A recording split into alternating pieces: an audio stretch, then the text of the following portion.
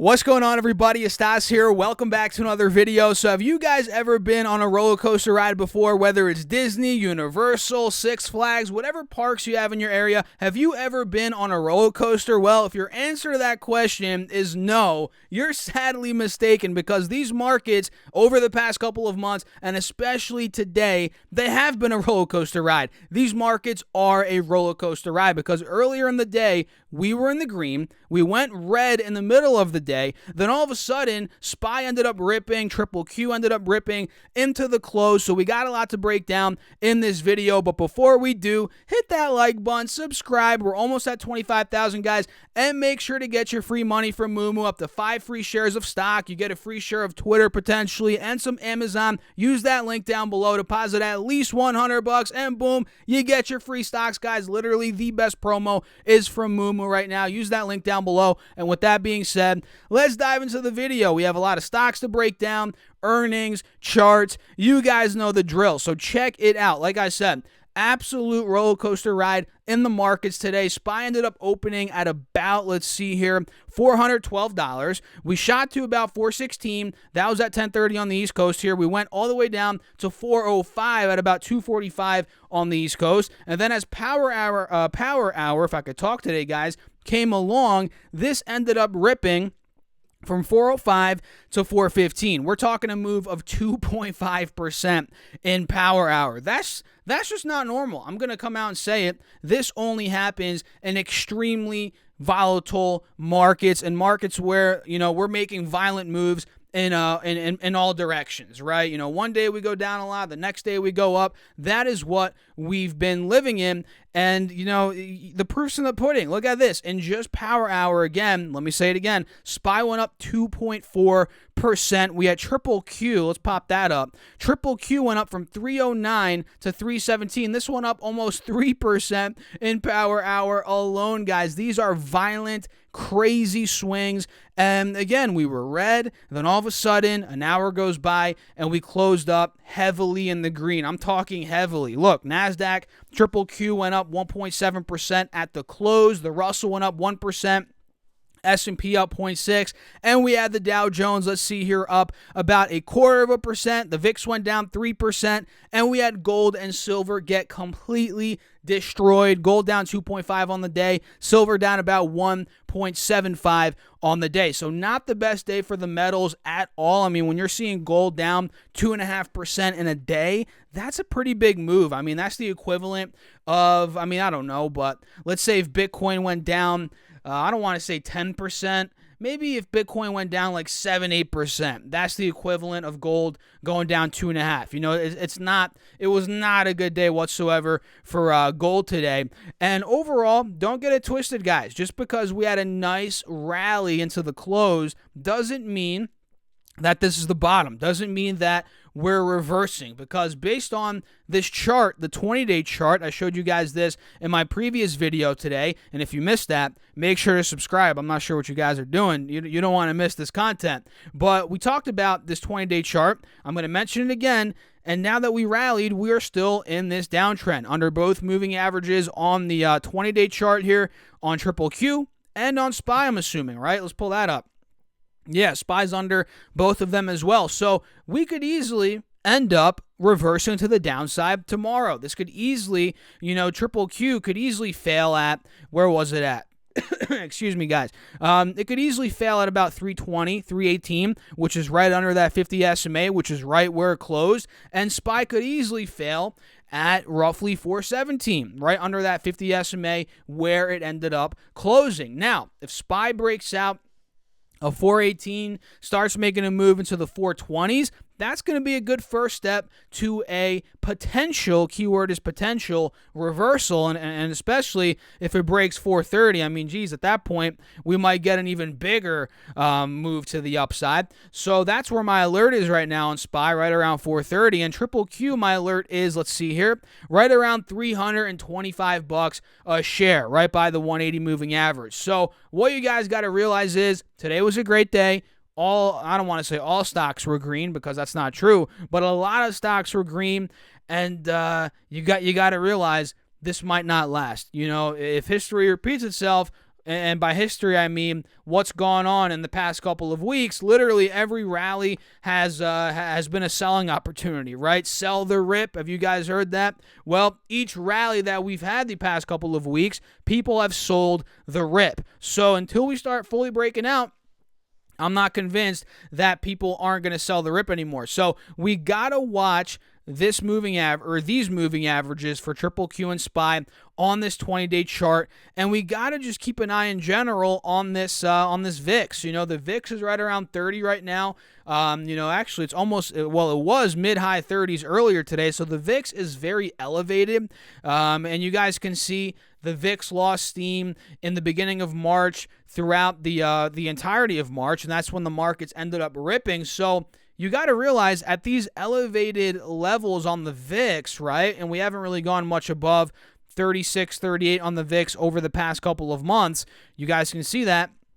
With the VIX being very elevated, and today it came down a good chunk, about 3%, on the close, and intraday the VIX went down. Let's see here, more than just 3%, guys, intraday.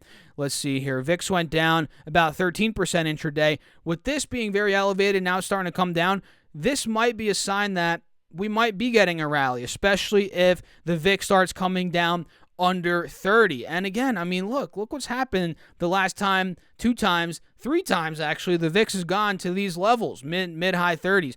It's collapsed, and we've seen a big rally in the overall stock market. So if history repeats itself based on what we've seen these past couple of months, every time the VIX has gone to 35, 38, we're probably getting ready for some sort of rally in the overall markets. But again, going back to Triple Q and SPY, we're not breaking out quite yet, so don't get excited. We got to wait and see if this starts breaking out. If Triple Q gets above 330, if SPY gets above 430, 440, whatever level that we were just talking about, if these levels start breaking, VIX starts collapsing, that is when we might get that rally, especially if we get the Fed meeting. Maybe they're a bit more accommodative. What's the word here? Than we expected. Who knows? I mean, it's going to be a very choppy, uncertain next couple of days. But once that Fed meeting comes in, we know what the Fed's going to do with rates, then things might clear up a little bit, and who knows, that could open up for a rally. What do you guys think about that? Let me know in the comments. I mean, that's kind of what I personally think right now. So drop me a comment, smash that like button if you haven't already. Make sure to subscribe if you haven't already. We're almost at 25,000 guys. And with that being said, let's just dig into some stocks, guys. Let's talk about some companies that reported earnings today after the bell. Number 1 is Expedia. EXPE, look at this, guys. This closed pretty much at break even today. It closed at $175 a share. And once these numbers came out, Expedia went up like crazy. Look at this. Expedia went up from 174.80 at close to about 187. So it shot up initially about 6-7%, which is nice. And now it's pretty much right back down to where it closed. So we got the initial pop. Now it's down to where it closed, and we're getting ready to see what it does next. I mean, is this going to, bounce off of the, bottom of the wedge again? Are we going to break these moving averages? Are we going to see a move above 185, 190? I mean, technically speaking, guys, if Expedia breaks 190, I think I mentioned this yesterday, that's going to be a spot where 200s, 215, we could easily test that point, right? So Expedia reported negative 47 cents EPS for the quarter versus negative 59 cents estimated. That beat. And they did revenue, let's see here, $2.25 billion versus $2.23 billion estimated. So nice double beat for Expedia. Q1 total gross bookings were $24.4 billion, which that number is up 58% year over year. Not too shabby. So I wanted to look at this company. I mentioned this yesterday to see kind of where this sentiment is at for traveling, especially as we're heading into the summer. Are they beating, missing? What's the year over year numbers looking like? What's the guidance? And I don't think we got guidance from them quite yet. But overall, they did very well. Gross bookings up almost 60% year over year. You cannot complain on those numbers, right? On those very basic numbers. And I might dive deeper into the report earlier today. Obviously, they just reported earnings about a half hour ago, so I can't really, do too much. I haven't gotten the chance to do too much research on it yet, but overall, they double beat. Nice Q1 gross bookings number, up 60% roughly. So keep your eyes on Expedia. In this wedge on the 4 hour, I'm going to put my alert. Let's do it now. Markets that were above. I'm going to put it at 187 for now, which, again, if you guys take a look on the intraday chart, 187 is where we hit right when the earnings came out. So if we take that point out, we start breaking into the 190s, guys. That is where I'm going to want to potentially pick up some Expedia. So keep your eyes on it, EXPE. The next one here is MGM, which they reported. The stock's up last I checked. Let's pull it up. MGM. This stock went up 2.2% on the day, and now it's up about 70 cents after the bell based on what I'm seeing right now. And they did adjusted EPS of 1 penny, a whopping penny, guys, versus -7 cents estimated. So they actually beat on EPS, and they beat on revenue, $2.9 billion versus $2.78 billion estimated. So double beat for MGM, which is solid. And going back to that 4 hour chart, guys, this is one that's been, very choppy, kind of like the analogy I used earlier with the roller coaster ride. Well, MGM fits that perfectly. Look at this. From $51 to $36, now it's at $42. It is all over the place. And let's see if we're in. Are we in a channel right now, guys? Downwards channel. Let's see if I can draw this out. Give me a second. Look at this, guys. Yeah, it looks like we are kind of trading within this downwards channel. Now we're above the moving averages ever so slightly, at about $42, $43. So if this starts breaking, I'd say mid-40s. I'm going to put my alert at 45 right now and see what it does from there. If that point starts breaking, and mind you, 45 has been resistance pretty much all of this year, other than that one time run up where we ran to about, where was that, $50 in the beginning of February. Other than that, 45 we've struggled at that point pretty much all this year.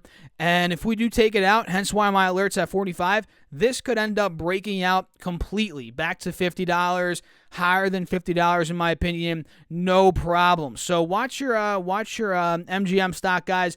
Put alerts, set alerts. We got to watch and see what it does here. So the next one, which has just been clobbered quarter after quarter, guys, is Chegg. Look at this. CHGG is the ticker. If you guys remember, not the previous report where surprisingly the stock went up on the previous report, but the one before that, this thing freaking collapsed. It closed at $62 back in November before that report, and then the report came out. The stock went all the way to $30, guys. It went down 50% in a day or two, 3 days. Very, very bloody day.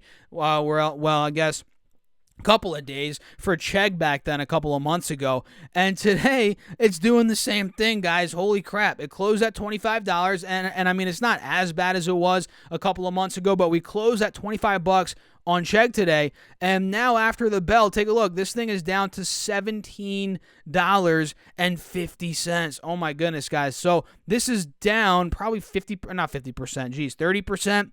About 30%. Look at that. My mental math has gotten really good, guys. Really, really good. Not to toot my own horn, but 30% is what Chegg is down here after the bell, which is just abysmal. And I could tell you why. Well, let's talk about why. They did EPS of $32, or 32 cents rather, not $32, versus 24 cents estimated. So they beat EPS. That's nice, right?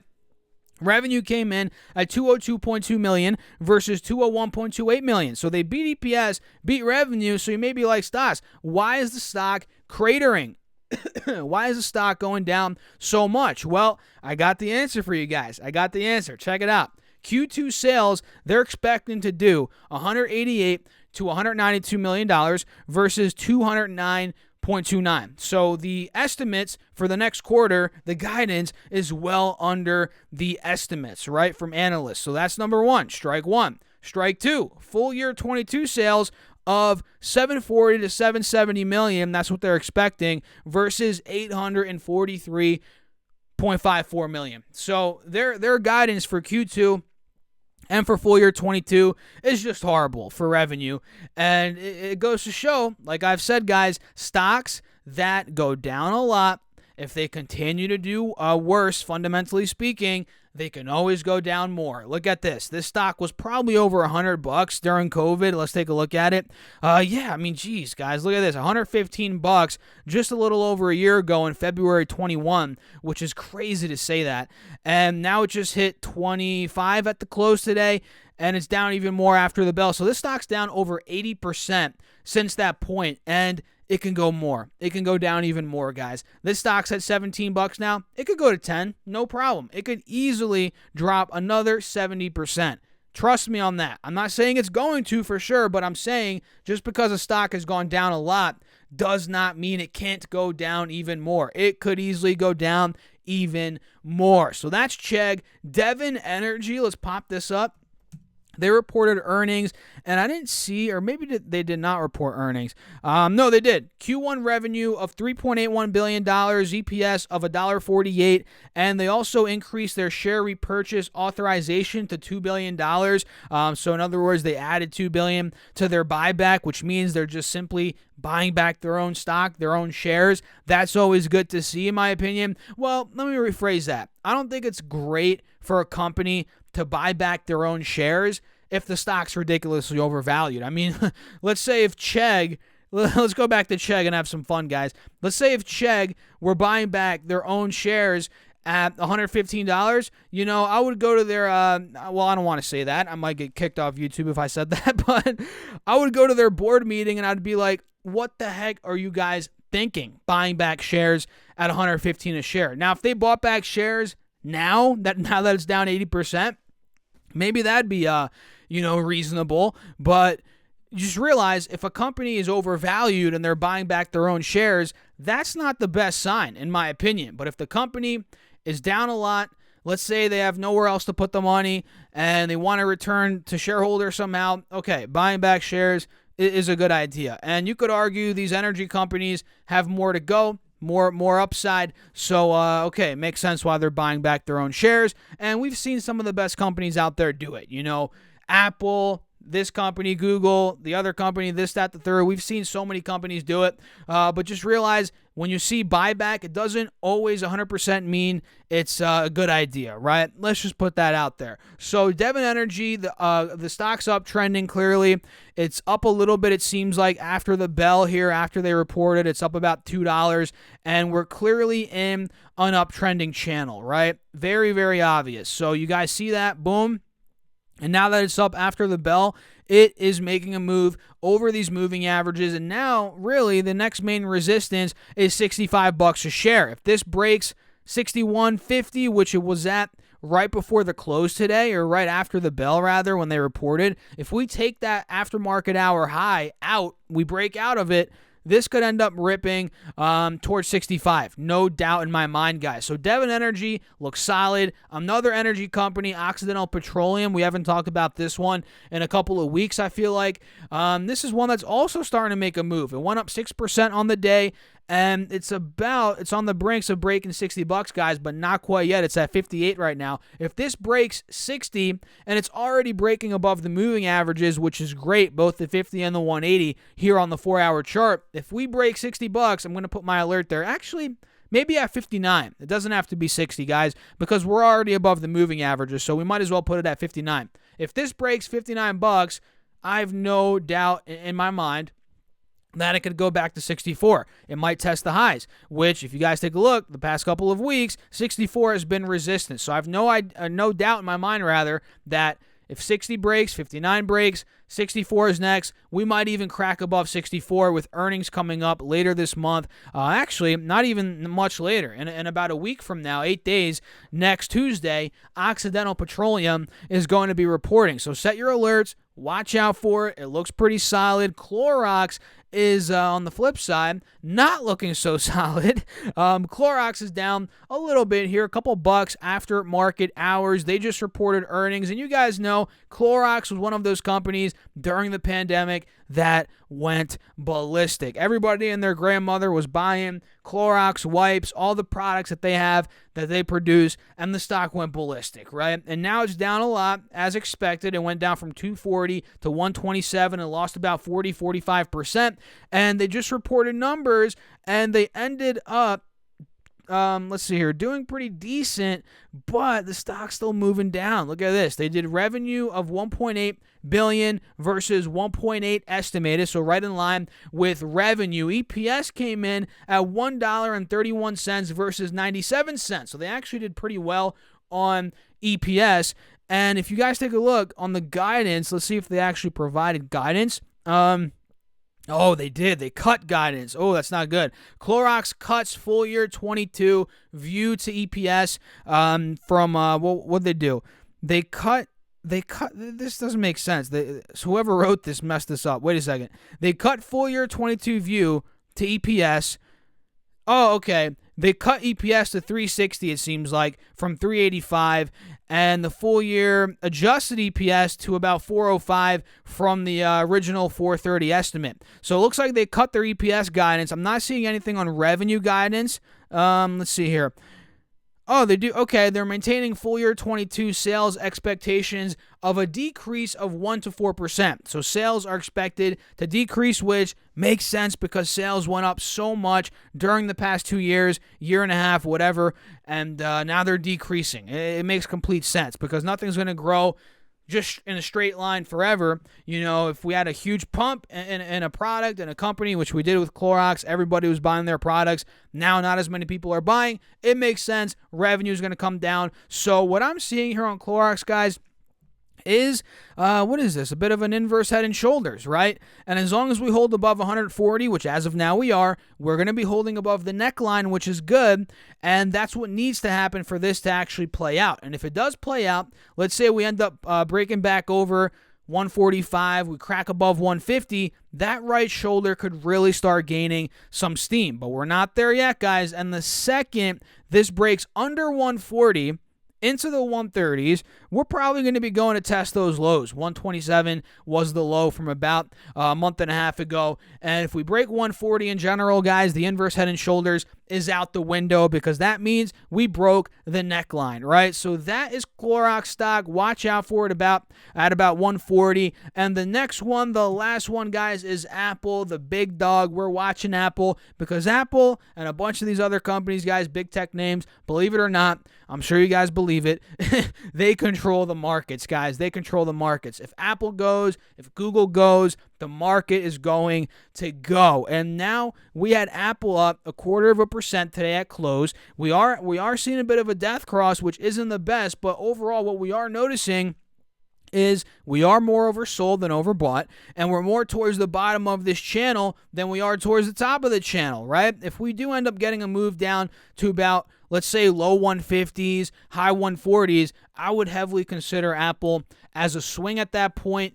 And if we did get all the way down there, the markets would obviously suffer as well. And I think the markets would be oversold, way oversold, if Apple got down to the 140s because that would drag the markets down as well. And then we probably would be in need of a legitimate relief rally. So, yeah, watch out for Apple in this channel, guys. If it gets more and more to the bottom of the channel, I think it's more and more of a buy, in my opinion. And we'll see what goes down. We'll see what goes down. So that's it. I hope you all enjoyed the video. If you did, smash that like button, subscribe, join my Patreon if you want all my buy, sells, call outs, morning update videos, more access to me throughout the day. That's linked down below. And it's the beginning of the month, early May. Now's the best time to check it out. Try it out if you guys are interested, and shoot me a DM or an email if you have any questions about it. Stas, or what's my email? Stas@stassurfest.com. Shoot me an email, guys. And don't forget to get your free money from Moomoo. It's free money, guys. Up to 5 stocks and a bunch of other, perks and options that you could potentially get. Use that link down below. Deposit at least $100 and boom, you get your money. I'll catch you guys in the next video. Thanks for watching. As always, keep crushing the market. Stay safe out there. Peace out.